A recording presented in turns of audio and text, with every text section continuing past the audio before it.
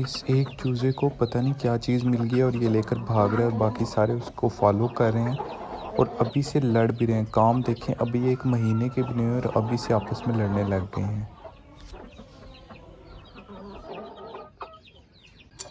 अस्सलाम वालेकुम दोस्तों, उम्मीद करता हूँ कि आप सब खैर खैरियत से होंगे और आपके परिंदे भी ठीक होंगे।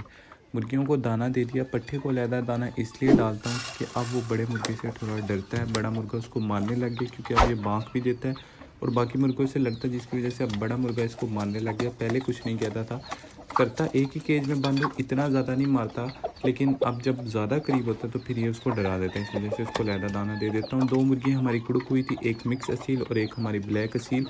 तो ब्लैक असील अंदर बैठी हुई, ये बाहर आकर दाना खा रही है। अच्छा, ये क्या करती हैं, दोनों बैठी हुई हैं अंडों पे, एक निकलती है बाहर, दाना खाती है, पानी पीती है और उसके बाद थोड़ा सा मिट्टी में नहाती है, ये वाली मिक्स असील, और फिर ये अंदर जाती है और फिर वो निकल कर आती है और फिर वो दाना खाती हैं।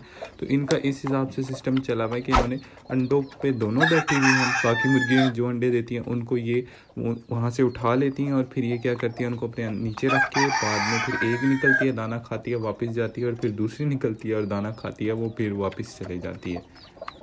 अच्छा दोस्तों, मुर्गियों को थोड़ा नज़ला ज़ुकाम हो गया था। ब्लैक वाली पट्टी को तो बहुत ज़्यादा हो गया था, इसका गला साफ़ किया। बाकी वो जिनको थोड़ा हुआ था उनको मैंने एंटीबायोटिक दे दी है। जैसे ही सीज़न के साथ नज़ला ज़ुकाम होता है आपके परिंदों को, तो आप इन्हें एंटीबायोटिक देते रहा करें। अमोक्सिल हो गई, अमोक्सी कैप हो गई, लीफ्लेक्स हो गई, ये कैप्सूल में भी मिलते हैं, तो आप 250 mg का कैप्सूल उन्हें दे सकते हैं। बड़े परिंदों को कोई नुकसान नहीं होगा और उनका जो गला है वो सेट रहेगा। अगर आप ऐसा नहीं करेंगे तो फिर ज़्यादा नुकसान हो सकता है। यार, इस पेड़ ने अभी तक अंडे देना शुरू नहीं किए। इसके बाद जो मैं पट्ठी लेकर आया था उसका पेड़ लग गया पट्ठे के साथ और वो अंडे की तैयारियों में है। इस वाली मुर्गी ने अभी तक अंडे नहीं दिए। मैंने इसके लिए एक इलाज भी किया था, उसके बाद भी इसने अंडे नहीं दिए। मुझे लग रहा है इसकी जो झोल है उस पर चर्बी चढ़ी हुई है, जिसकी वजह से अंडे नहीं दे रही, तो इसका दूसरा हमें इलाज करना पड़ेगा। पट्ठी हमारी ब्लैक वाली अल्हम्दुलिल्लाह ठीक है, अच्छे से ग्रोथ कर रही है। आवाज़ भी चेंज हो गई है, पहले चूज़ों वाली आवाज़ थी और अभी मुर्गियों जैसी आवाज़ निकालने लग गई है। माशाल्लाह बहुत अच्छे तरीके से ग्रोथ कर रही है और अच्छे तरीके से यहाँ पर रह रही है। ये हमारी कुड़ुक मुर्गी यहाँ पर आकर नहाती रहती है और यहाँ पे नहाती है मिट्टी में। उसके बाद ये खुद ही अपने अंडों के पास चली जाती है और दूसरी ब्लैक पट्टी को मारती है और फिर उसको वहाँ से कहती है कि मेरे अंडे मुझे वापस दो। वहाँ से उसके अंडे लेती है और फिर वहाँ पे बैठ जाती है और ब्लैक पट्टी बेचारी फिर बाहर निकल कर खाती है, दाना खाती है और मिट्टी में नहाती है। मिट्टी में दोस्तों कुड़ुक मुर्गियाँ इसलिए नहाती है क्योंकि बैठे रहकर एक ही जगह पे इनके परों में जरासीम हो जाते हैं। इनको मारने के लिए ये मिट्टी में नहाती है, इनको सुकून भी मिलता है। वो जरासीम जो है मिट्टी की वजह से वहाँ पे मर जाते हैं। जैसे हम पानी से नहाते हैं, मिट्टी से नहा लेती हैं। देखें दोस्तों, जैसे अब इसने नहा लिया, दाना खा लिया, अब ये अंदर वापस चली जाएगी। पर देखें कैसे फैला रही है। इसके बाद अब ये अंदर जाके अपने पिंजरे में बैठ जाएगी।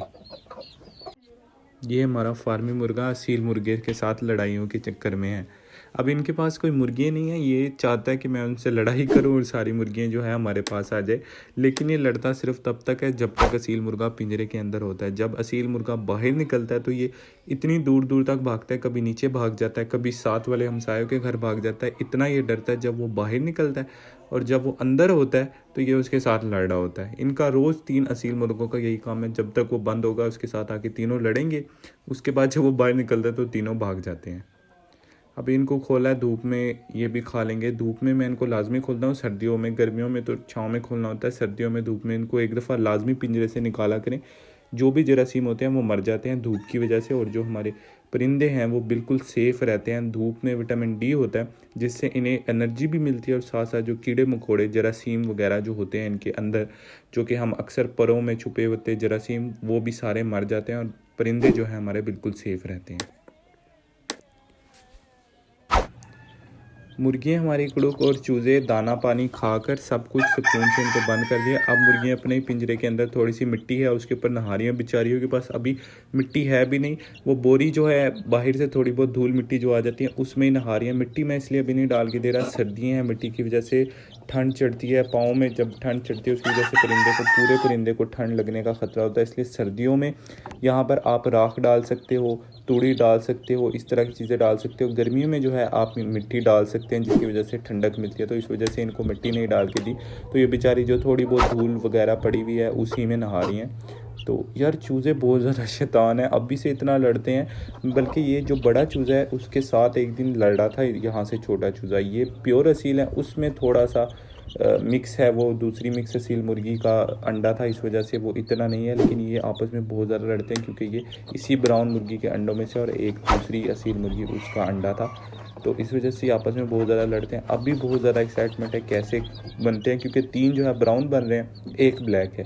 पहली दफ़ा ब्राउन कलर में आया, वरना मोस्टली जो होते हैं ब्लैक ही कलर में होते हैं। इस वजह से इस बारी बहुत ज़्यादा एक्साइटमेंट है कि चूज़े ब्राउन कलर में होंगे, रेड में होंगे, किस तरह के होंगे। तो उम्मीद करता हूँ दोस्तों आपको आज की वीडियो अच्छी लगी होगी, मेरे परिंदे अच्छे लगे हैं। वीडियो अच्छी लगी है तो वीडियो को लाइक कर दें, चैनल को सब्सक्राइब कर दें, बेल आइकन को दबा दें। अपना बहुत ख्याल रखें, दुआ में याद रखें। अल्लाह हाफिज़।